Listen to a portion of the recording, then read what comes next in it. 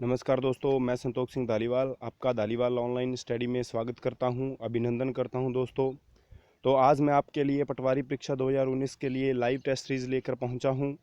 तो दोस्तों, ये आपकी पटवारी परीक्षा के लिए काफ़ी महत्वपूर्ण रहने वाली आज की टेस्ट सीरीज़। तो ओनली अपनी पटवारी परीक्षा के लिए नहीं, ये कांस्टेबल परीक्षा के लिए भी, और यदि कोई अन्य आप राजस्थान जीके की तैयारी करना चाहते हो तो उसके लिए भी ये आपके लिए काफ़ी महत्वपूर्ण रहने वाली अपनी आज की ये लाइव क्लास है दोस्तों। तो सबसे पहले मैं आपके लिए एक क्वेश्चन लेके आया हूँ जिसका आंसर आपने कमेंट बॉक्स में देना है। तो वो आंसर ये है कि हमारा जो राजस्थान है, राजस्थान के किस ज़िले में अरावली पर्वतमाला की न्यूनतम ऊंचाई है। ठीक है दोस्तों, आपने क्वेश्चन समझ लिया होगा कि राजस्थान के किस ज़िले में अरावली पर्वतमाला की न्यूनतम ऊंचाई है, यानी कम ऊंचाई है। तो उस ज़िले का नाम आपने कमेंट बॉक्स के अंदर देना है। तो दोस्तों, हमारा पहला आज का क्वेश्चन है, उत्तरी अरावली श्रृंखला की ऊंची चोटी भरूच किस ज़िले में स्थित है। तो दोस्तों, मैं आपके लिए बता देना चाहता हूं कि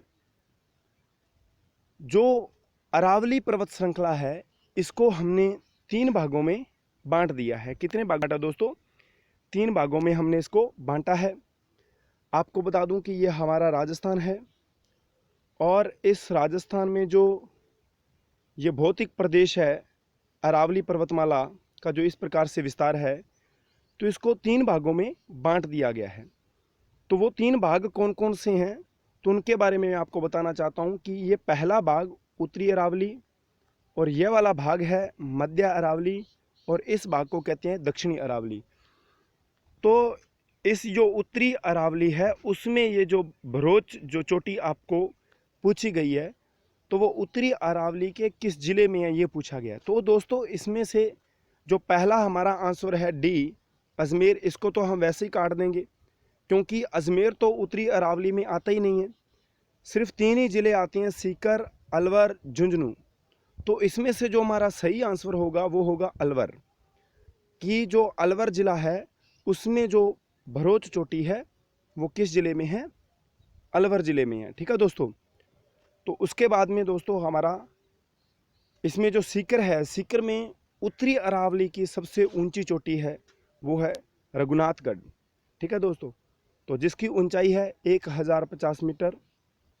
उसके बाद में दोस्तों हमारा तीसरा क्वेश्चन है, भीलवाड़ा जिले के जहाजपुर तथा टोंक जिले के बनास बेसिन भाग को क्या कहा जाता है। तो इसका आंसर आप जल्दी से मेरे को कमेंट बॉक्स में दे दीजिए। इसका आंसर है आंसर संख्या ए, खिराद।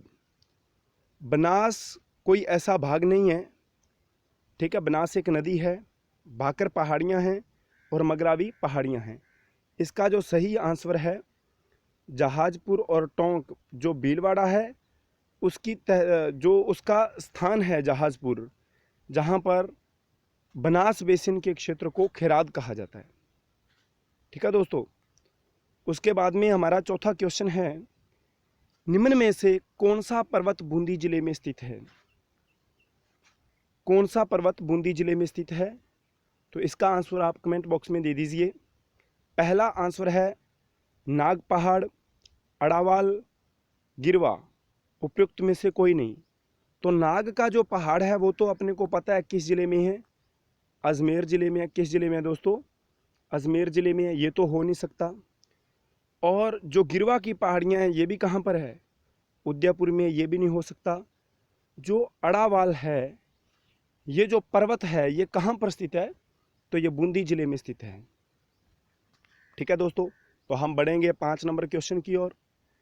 5 नंबर क्वेश्चन है, लूनी जुवाई बेसिन, लूनी जो जुवाई की सहायक नदी है, लूनी जुवाई बेसिन में कौन कौन से ज़िले आते हैं।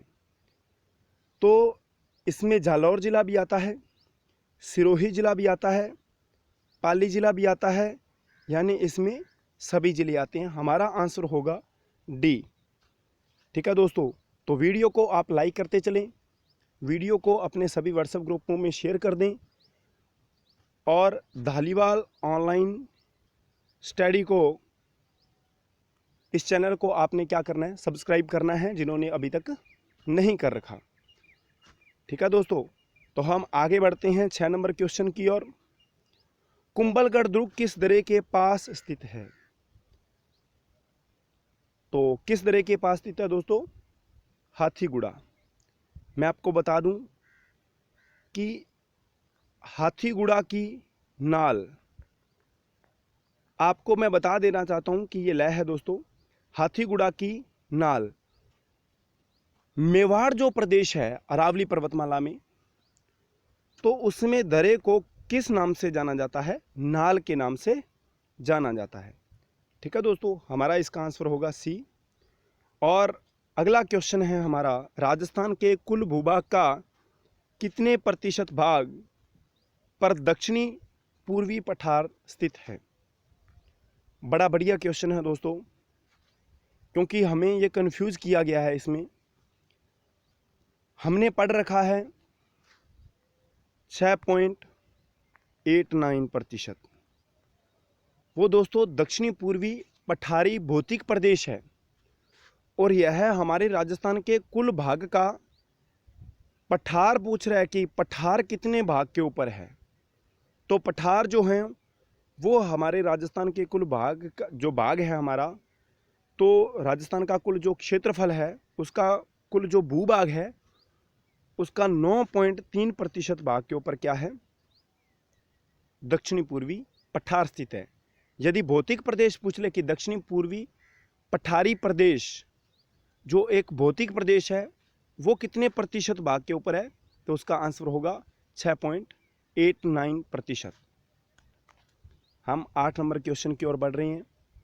बिजासन का पहाड़ किस जिले में स्थित है? तो इसका आंसर आप कमेंट बॉक्स में दे दीजिए। जो बिजासन का पहाड़ है वो है भीलवाड़ा जिले में। चित्तौड़गढ़ जिले में मेसा का पठार है। जयपुर जिले में बैराट की पहाड़ियां हैं, और बाड़मेर जिले में बालोतरा के पास जो 56 की पहाड़ियां हैं उनका भी क्या है? विस्तार है। ठीक है दोस्तों, हम बढ़ते हैं 9 नंबर क्वेश्चन की ओर। बांसवाड़ा और डूंगरपुर के मध्य के भूभाग को किस नाम से जाना जाता है? बहुत बढ़िया क्वेश्चन है दोस्तों आपके लिए ये। पहला आंसर है कांठल प्रदेश। आपको बता देना चाहता हूं कि ये जो कांठल प्रदेश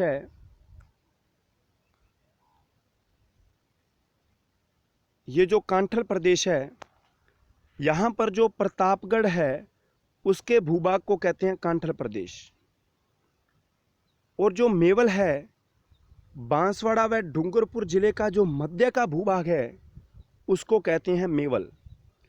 और जो गिरवा है वो उदयपुर में जो पहाड़ियां हैं उनका आकार कुछ इस प्रकार से है, गिरवा की पहाड़ियों का। ठीक है दोस्तों, तो उन्हें कहते हैं गिरवा की पहाड़ियां। तो 56 का मैदान, यदि आंसर यहाँ पर भूभाग की जगह एग्जामिनर हमें कह देता बांसवाड़ा व डूंगरपुर जिले के मध्य के मैदानी भाग को किस नाम से जाना जाता है, तो 56 के मैदान को, इसका नाम है 56 का मैदान, क्योंकि यह 56 गांवों व नालों के जो समूह हैं उसे कहा जाता है 56 का मैदान।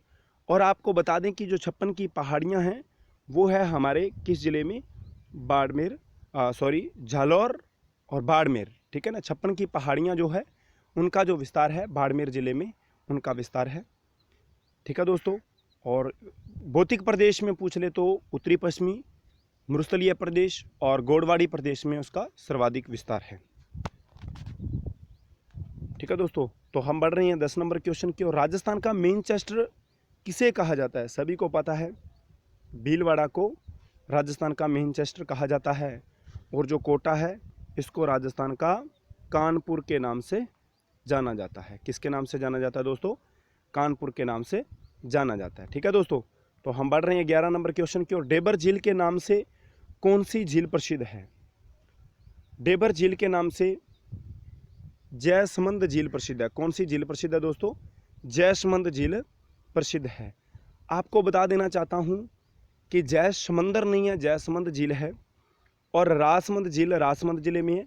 आना सागर झील जो है वो अजमेर में है। पिछोला झील राजस्थान की सबसे ऊंची झील पिछोला झील जो सिरोही जिले में स्थित है। क्वेश्चन संख्या 12, किस झील की नींव ड्यूक ऑफ कनॉट के द्वारा रखी गई थी?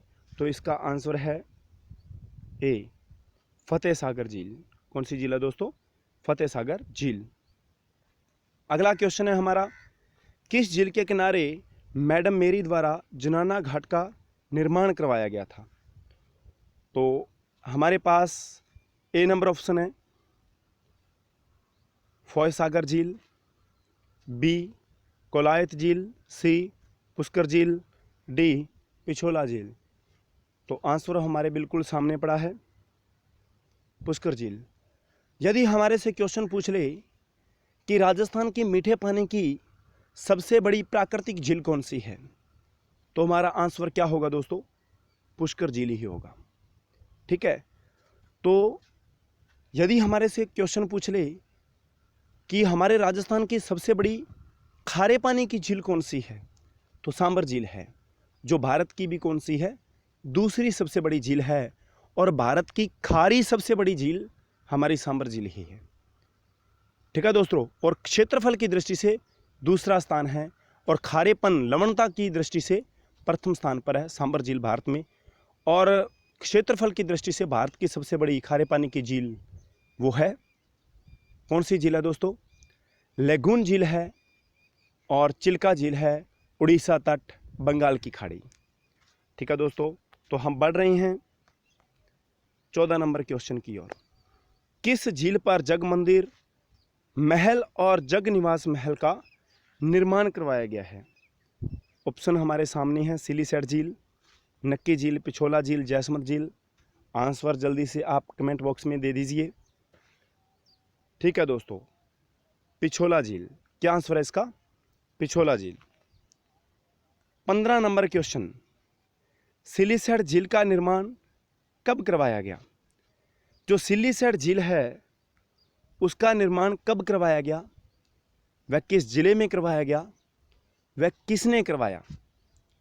ठीक है दोस्तों, इसका निर्माण विनय सिंह ने करवाया था।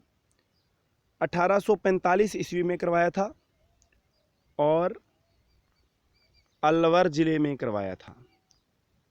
ठीक है दोस्तों, किस जिले में करवाया था? अलवर जिले में करवाया था। बड़ी आपके लिए कल को 4 तारीख को लाइव क्लास लेने आपके लिए लाइव जो क्लास है वो 9 बजे रहने वाली है। एनटीपीसी पटवारी के लिए, दोनों के लिए इंडिया जीके के इसमें क्वेश्चन होंगे, तो इस लाइव क्लास को आपने ज़रूर देखना है। ठीक है दोस्तों, कल 9 बजे शाम को अपने मिलेंगे। क्वेश्चन संख्या 16 की ओर मैं बढ़ रहा हूँ। निम्नलिखित में से कौन सा युग्म असंगत है? हमने देखना है कि कौन सा बांध किस नदी के ऊपर है। मेजा बांध कोठारी नदी के ऊपर है, बिल्कुल सही है। कोठारी नदी किसकी सहायक नदी है? बनास की सहायक नदी है। और मेजा बांध भीलवाड़ा जिले में स्थित है। मुरेल बांध माही नदी के ऊपर है, बिल्कुल गलत है, क्योंकि मुरेल बांध किस नदी के ऊपर है? मुरेल नदी के ऊपर ही है। पोंग बांध व्यास नदी के ऊपर है। पोंग बांध किस नदी के ऊपर है? व्यास नदी के ऊपर, बिल्कुल सही बात है।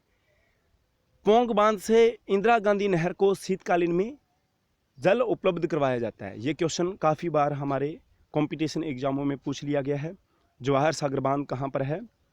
कोटा जिले में है, चंबल नदी के ऊपर है। और कोटा बैराज भी कोटा जिले में है।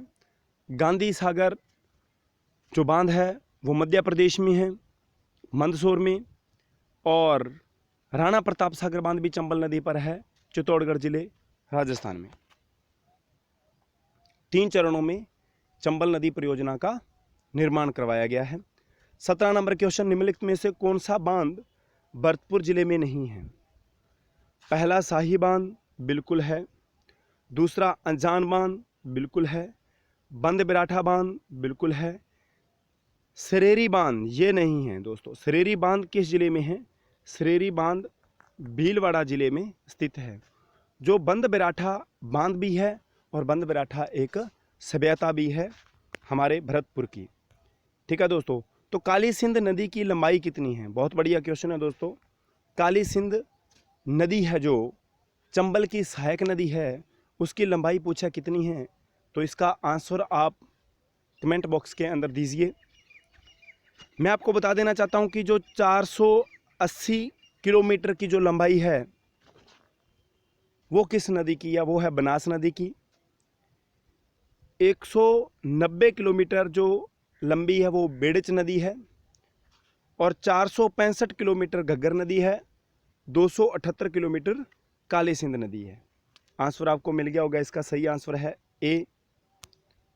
19 नंबर क्वेश्चन, पश्चिमी राजस्थान में वर्षा किस मानसून से होती है?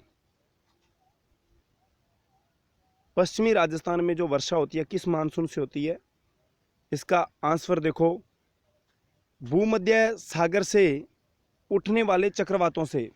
बिल्कुल, भूमध्य सागर से जो चक्रवात उठते हैं, पश्चिमी विक्षोभ, जो शीतकालीन में हमारे वर्षा होती है, उससे हमारे पश्चिमी राजस्थान में वर्षा होती है।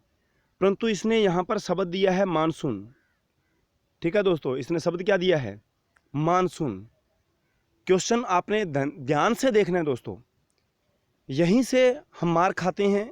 एग्जामिनर यही चाहता है कि हम ये गलती करें, और हकीकत में वो हम गलती कर बैठते हैं, और हम कहते हैं कि हमारे जो आता हुआ क्वेश्चन हमारा क्या हो गया दोस्तों? गलत हो गया। ठीक है, तो भूमध्य सागर से उठने वाले चक्रवातों से हमें पता है कि ये तो चक्रवात की बात कर रहा है, क्वेश्चन में तो मानसून की बात कर रहा है। ये तो क्या नहीं है? बिल्कुल ये तो नहीं है। क्या है ये? नहीं है। फिर ये कह रहा है कि बंगाल की खाड़ी से आने वाली मानसून से। दोस्तों, बंगाल की खाड़ी से कोई मानसून नहीं आता है। दक्षिणी पश्चिमी मानसून की बंगाल की खाड़ी एक शाखा है। ठीक है, इसने शाखा की तो बात की नहीं कि हमारे राजस्थान में सर्वाधिक वर्षा किस शाखा से होती है, तो हमारा आंसर ये सही होता कि बंगाल की खाड़ी शाखा से। परंतु उसने शाखा की बात तो की नहीं, उसने मानसून की बात की है, तो ये हमारा ऑप्शन ये भी गलत होगा। सी नंबर ऑप्शन है हिंद महासागर की ओर से आने वाले मानसून से। बहुत बढ़िया क्वेश्चन है कि जो भारत में दक्षिणी पश्चिमी मानसून आता है, चाहे वो अरब सागरीय शाखा है, चाहे वो बंगाल की खाड़ी शाखा है, वो आता किस महासागर से है? वो हिंद महासागर से तो आता है ना। किस महासागर से आता है? हिंद महासागर से आता है। तो हमारा सी नंबर आंसर क्या हो जाएगा? बिल्कुल सही हो जाएगा। अरब सागर से, अरब सागर की ओर से आने वाला मानसून नहीं, ये भी एक शाखा है, ये भी एक शाखा है, ये दोनों कट गए। मानसून की बात कर रहा है, ये चक्रवात दे रहा है, ये भी कट गया। बिल्कुल यह उष्णकटिबंधीय चक्रवात है दोस्तों। पश्चिमी विक्षोभ, शीत ऋतु में होने वाली वर्षा, हमारे मावट कहते हैं यहाँ पर इसको। हमारे यहाँ पर बूंदों के रूप में वर्षा होती है। जम्मू कश्मीर, उत्तराखंड, हिमाचल प्रदेश में यह बर्फ के रूप में वर्षा होती है, हिमपात के रूप में होती है। यह पश्चिमी विक्षोभ की उत्तरी शाखा तो है। ठीक है दोस्तों, तो हम बढ़ रहे हैं 20 नंबर क्वेश्चन की ओर। मेरे को पूरा पता है कि आपको इस क्लास का आनंद आ रहा होगा, तो हमने पढ़ाई का आनंद ही तो लेना है। ठीक है, राजस्थान के लगभग अधिकांश वर्षा गर्मियों में किन हवाओं से होती है? किन हवाओं से होती है दोस्तों? क्वेश्चन देखो कितना बढ़िया, कि राजस्थान के लगभग अधिकांश वर्षा गर्मियों में किन हवाओं से होती है। बात आ रही है गर्मियों में, और इस तरफ बात कर रहे हैं पछुआ हवाओं से। नहीं, पछुआ हवाओं तो, जो पछुआ हवाएं हैं, जो पश्चिमी विक्षोभ है, जो चक्रवात है, जो भूमध्य सागर से उठते हैं, वो तो हमारे शीत ऋतु में वर्षा करते हैं। ये तो हो नहीं सकता, तो फिर इसे काट दो आप, नहीं हो सकता तो। फिर हमें कहता है कि मानसूनी हवाओं से। बिल्कुल, अरब सागरीय शाखा भी तो मानसूनी हवा है, दक्षिणी पश्चिमी मानसून भी तो हवा है। और देखो कि बहुत बढ़िया क्वेश्चन है, बात कर रहा है ये गर्मियों की। हमने क्वेश्चन को समझना है। हमने कभी आपने किसी चीज को रटना नहीं है दोस्तों, रटना छोड़ दो। एग्जामिनर किसी किताब से क्वेश्चन पूछता ही नहीं है, एग्जामिनर अपने दिमाग से क्वेश्चन बनाता है। एग्जामिनर कभी किसी किताब का सहारा नहीं लेता है क्वेश्चन बनाने के लिए, अपने दिमाग से क्वेश्चन बनाता है वो। पछुआ पवनें शीत ऋतु में चलती है, एग्जामिनर बात गर्मियों में कर रहा है, हमारा क्वेश्चन ये नहीं होगा। मानसूनी हवाएं हम इसका आंसर टिक कर देते हैं, परंतु सी को भी देखेंगे, क्या पता सी इससे बड़ी आंसर हो। बात करें चक्रवातों की, तो दोस्तों गर्मियों में चक्रवात आते ही नहीं है, गर्मियों में चक्रवात आते ही नहीं है। राजस्थान में गर्मियों में चक्रवात नहीं आते हैं। हाँ, यदि आप काल वैशाखी की बात करते हो जो पश्चिमी बंगाल में आता है, आम्रवृष्टा की बात करते हो जो महाराष्ट्र में आता है, वो तो चक्रवात है। और वो कब नहीं आता, वो गर्मियों में भी आता है, बिल्कुल गर्मियों में आता है। वो फरवरी और मार्च के माह में आता है, उत्तरी पूर्वी मानसून जब कमजोर हो जाता है। चलो, व्यापारिक हवाएं, व्यापारिक हवाएं, कईयों के दिमाग में क्वेश्चन होता होगा, सर ये मानसूनी हवाएं तो व्यापारिक हवाएं हैं। तो दोस्तों इसने गर्मियों की बात की है, इसने व्यापारिक हवाएं तो उत्तरी पूर्वी जो मानसून है, जो भारत में शीत ऋतु में तमिलनाडु राज्य में वर्षा करता है, तो वो भी तो एक व्यापारिक पवन है ना। तो दोस्तों इसने ओनली फॉर हमारे से ग्रीष्म ऋतु की बात की है, तो हमारा आंसर क्या होगा, बिल्कुल मानसूनी हवाएं होगा। क्या होगा, मानसूनी हवाओं से। ठीक है दोस्तों, तो आप मेरे को आज इजाज़त दीजिए, कल हम नई क्लास के साथ आपके साथ दोबारा फिर रूबरू होंगे।